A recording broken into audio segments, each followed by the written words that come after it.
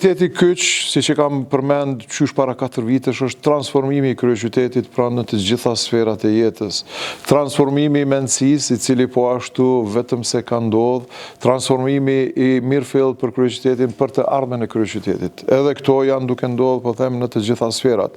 Jemi në përfundim e sipër të rrugës Gjimgjema, apo rrugës A, e cila po lidhet me Veternikun, po lidhet me rrugën B, e cila do ta transformojë krejt mënyrën e qasjes në këtë zonën lindore e perëndimore, pra 2 lidhjet.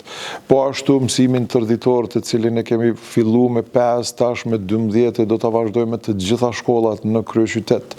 Investime të mëdha që kemi bërë në sport me fusha të ndryshme, e tash që do të investojmë po ashtu edhe me fshatin olimpik, që të jemi gati për lojrat mediterane, që janë një pjesë historike faktikisht e kryeqytetit.